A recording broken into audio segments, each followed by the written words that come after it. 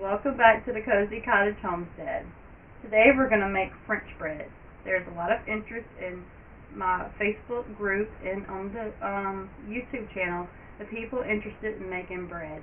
And today I'm going to show you just how easy it is to make French bread. This is what you're going to need for the ingredients. 1 pack of active dry yeast, 1.5 cups of warm water, about 110 to 115 Fahrenheit.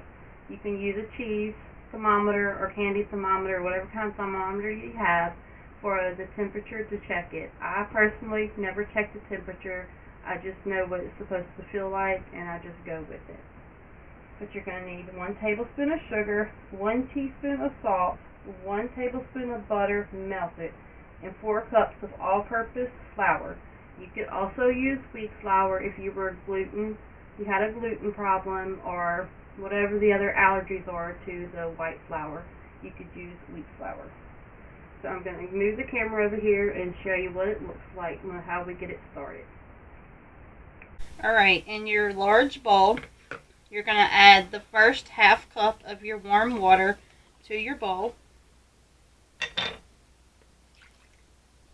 And I want to show you, you can buy yeast in little jars or little packets, however way you want to do it. If you use it in the jar, you're going to use about 1 teaspoon. Wait, it's 2 teaspoons and 1/4 of a teaspoon is what comes in the packs.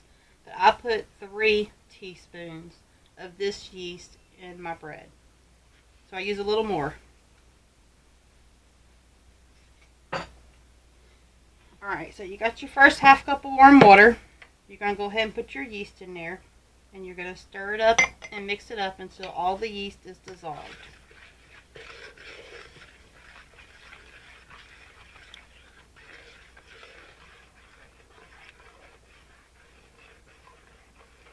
And if your water is too hot, the yeast will not activate. You'll ruin your yeast. And if it's too cold, it's the same thing. So you have to kind of get it warm. And if you're not sure, use you a candy thermometer or something like that, so your bread will still turn out good.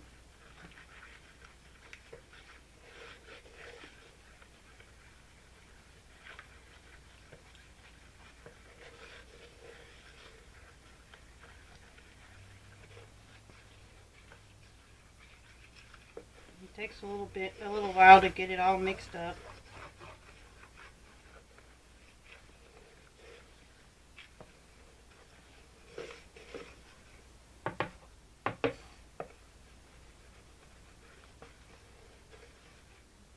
Stuck on my spoon. I'm going to be stubborn there.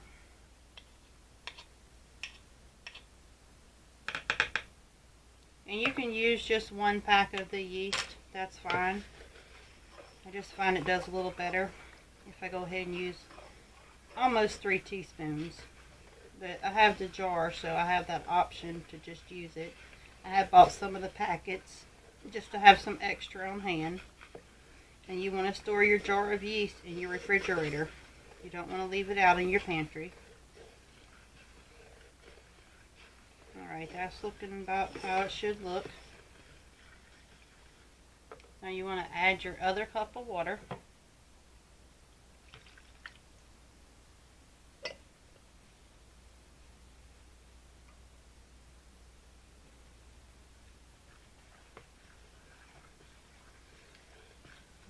ahead and mix it. Alright, you want to add your salt and your sugar to your flour. You could mix this up in a big bowl, but I'm just not going to dirty another bowl. I just give it a little mix right here in a mixing cup. This was the 4 cups of flour, the 1 tablespoon of sugar, and 1 teaspoon of salt. If you love salt, you could use more. We tend to try to use less here on the homestead.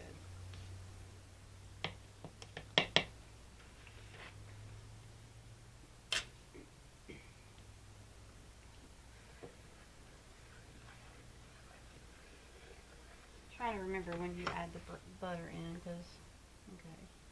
So at this point, you're going to go ahead and add your melted butter and mix it in. I have so many recipe books on bread, so I was trying to find the one that was the simplest to make for all the beginners.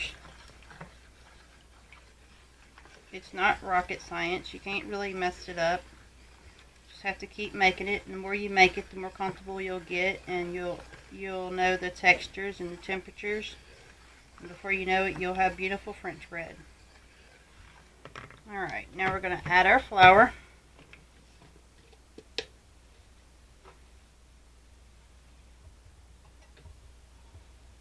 And this is French bread, so this dough is going to be a little stiffer than your regular loaf bread that you would make.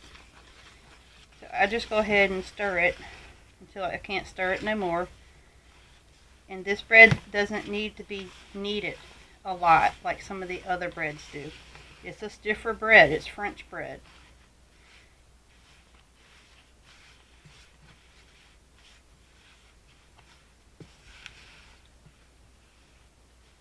Alright, you can see how it's getting kind of crumbly. So I'm going to go ahead and flour my surface and knead it a little more.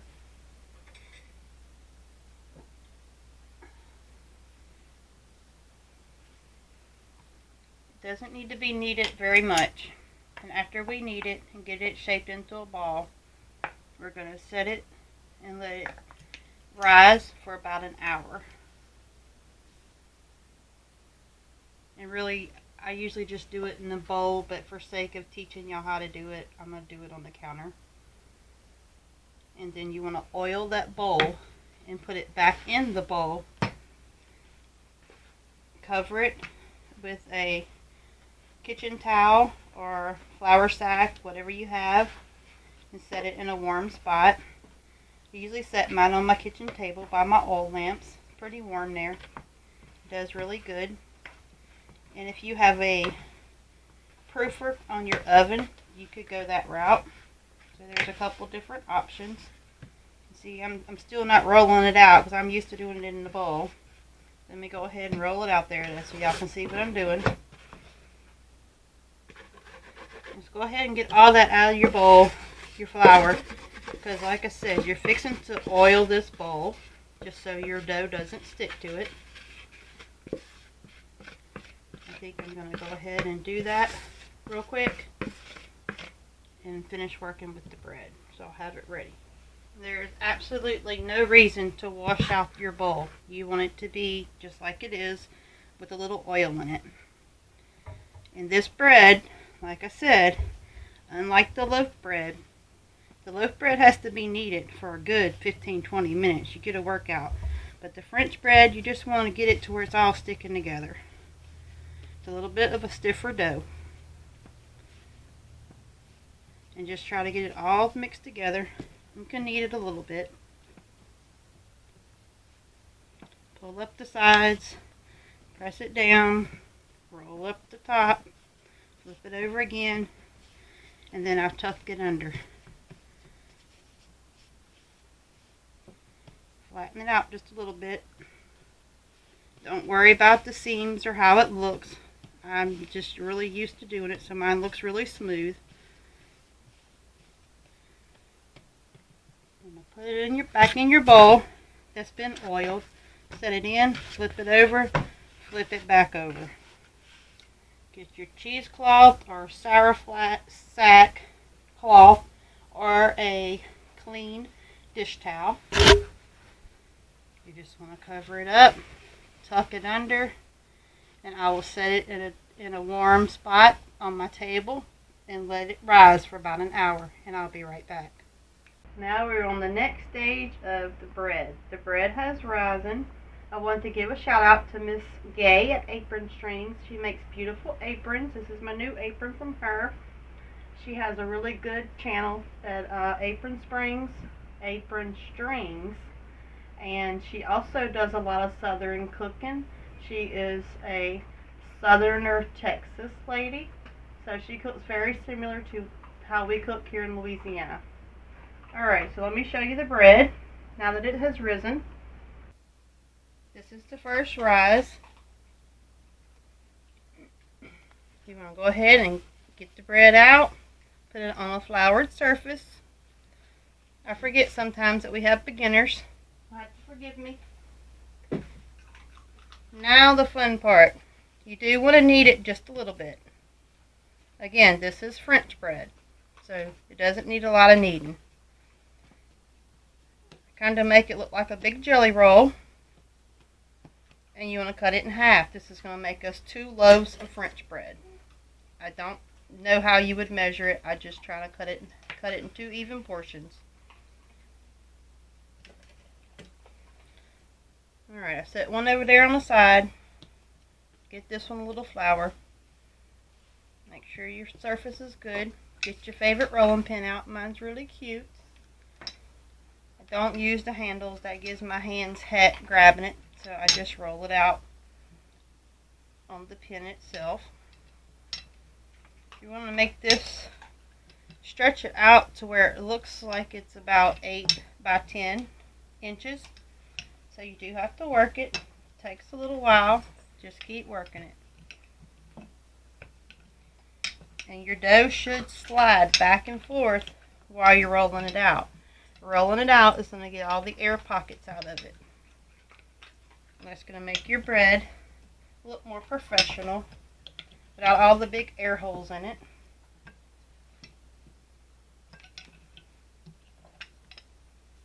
And I'll constantly move it around and work with it. Make sure that it keeps moving whenever I roll it. If it gets hung up and it doesn't move, then just roll it over on the side and put a little more flour underneath it. Mine's probably going to be a little bit bigger than an 8 by 10, just because I have worked with bread a lot and I just eyeball it. Just keep moving it around. Don't be scared of it like it's going to break or nothing like that. Pretty close to how I want it. Make it a little bit longer.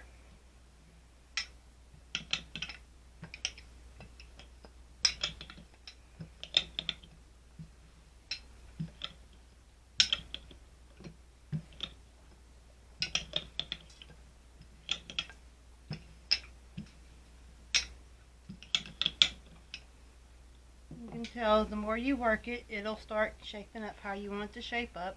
Doesn't have to be perfect. I can tell this corner needs a little more moved over there. So I'm just going to keep working it around a little bit till it gets a little more squared up.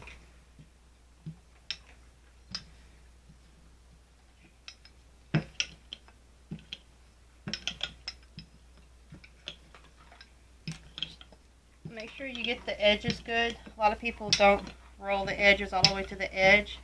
That's going to get all your air pockets out and keep it from being really bumpy. Alright. So the first thing you want to do is start rolling it up as tight as you can get it. Long ways, because this is French bread.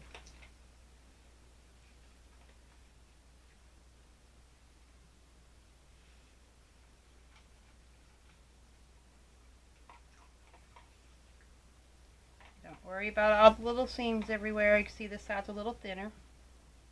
It's just the way it worked out. So I'm going to tuck it under a little more than what I normally would, because it's just the way it worked out. And I roll the ends under. And then I try to smooth it just a little bit. I hold it with one hand and tuck it under with my fingertips. I'm going to put the seam side down.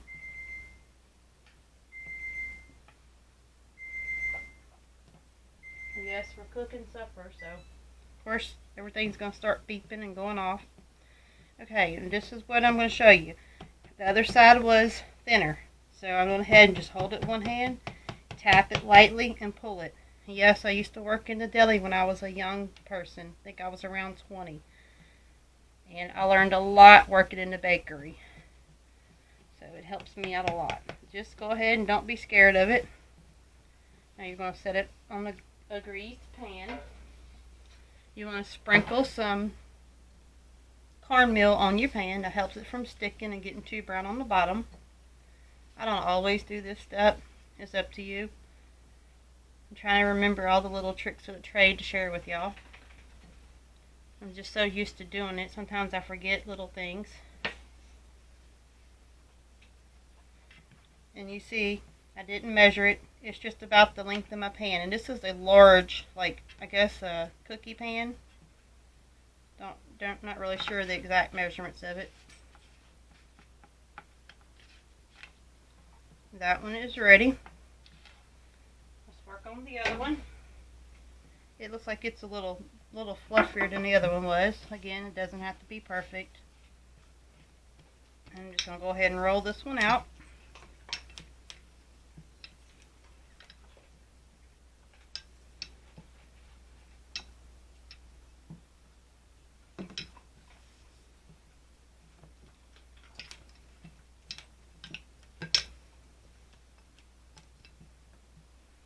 And don't forget those Subway PoBoys that people like to go spend money on. You can make those at home. Make your own PoBoy bread. If you're wondering, well, French bread's not that good because you can't have sandwiches. Excuse me? People spend tons of money at Subway buying sandwiches and PoBoys. So it's really good to have around and to know how to make it.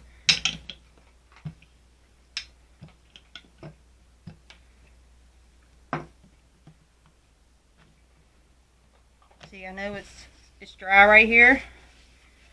So it's not dry in another sense, but it is dry.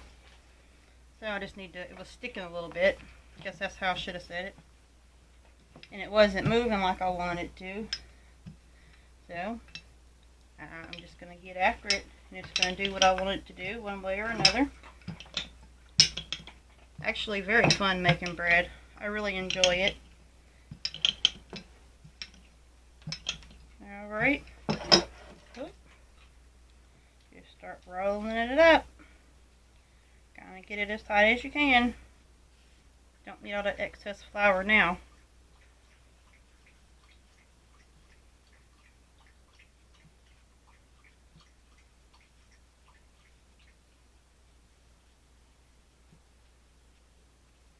And I'm kind of pushing it down while I'm tucking it under with my fingertips just to make it stick together. And same thing on the end. I'm just rolling it under, holding it with one hand, kind of smashing a little bit. Rolling it under so that it looks nice and neat.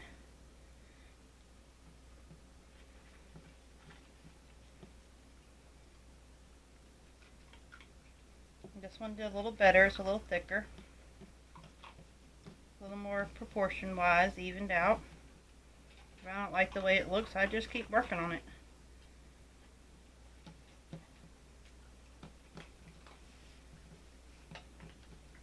Alright. Get this one on the pan. Now I'm going to cover this back up again. Cover it back up with your kitchen towel, or this is a flour sack towel. You can buy these on Amazon. I'm not affiliated with anyone, but they work really good to cover up breads and just in the kitchen. So I will cover this one up. You want to loosely cover it. You don't want it to be too tight because you want to give it room to expand.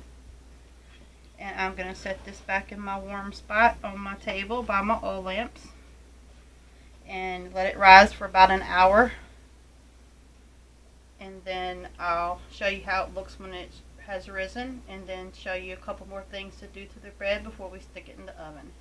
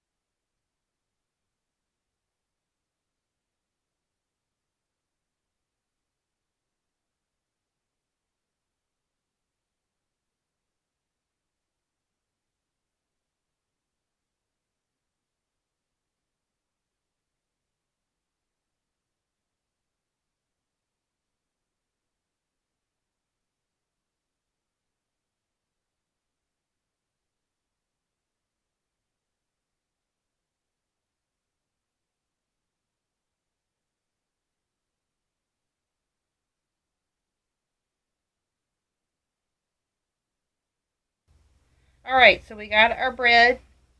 I had it rising on the table. It was a little cool in the house, so I put it in the oven and let it rise. I cut some diagonal little slits on top, and then I brushed it with some milk on the top. Brushing it with the milk on the top is going to help it to get a brown crust around the outside of it because it is French bread. It has a little crispy crust on it. I guess you might could use butter, but this is French bread, so we put milk on it so that it browns. And we're going to put it in the oven at 400 degrees for about 20 to 30 minutes. I will check it at 20 minutes. Sometimes it is perfectly ready at 20 minutes, and sometimes it takes a little longer. And I'll show you what that looks like in just a minute.